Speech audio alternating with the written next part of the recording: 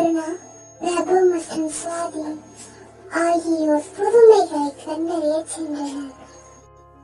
அவர்கள் காட்டில் பயணம் செய்து கொண்டிருந்த போது மலைச்சரிவிற்கு வந்தனர்.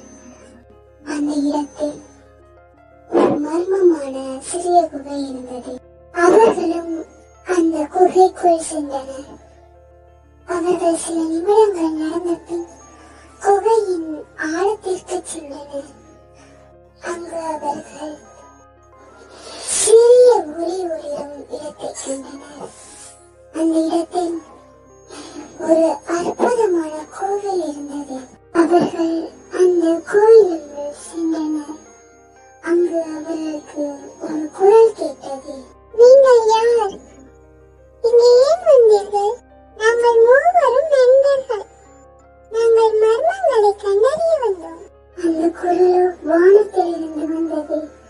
அது ஒரு தேவதையின் குரல். நீங்கள் அனைவரும் துணிவாகவும் நேர்மையாகவும் இருக்கிறீர்கள். அதனால் நான் உங்களுக்கு பரிசு கொடுக்கிறேன். நீங்கள் ஒரு வரத்தை கேட்கலாம். ஆனால் ஒருவருக்கு ஒருவரும் மட்டும்தான். அந்த தேவதையும் அவர்களுக்கு வரத்தை கொடுக்க நினைக்க அவர்களும் வரத்தை கேட்க முடிவு செய்தனர். அவர்களும் அவர்களின் வரத்தை கேட்க தொடங்கினர். முதலில் கருணா, பிரபு, அதன் பின் சுவாதியும் கேட்க தொடங்கினார். நான் மகிழ்வுடன் வாழ வேண்டும். நான் அறிவாளியாக இருக்க வேண்டும். நான் எல்லோருக்கும் உதவி செய்ய விரும்புகிறேன்.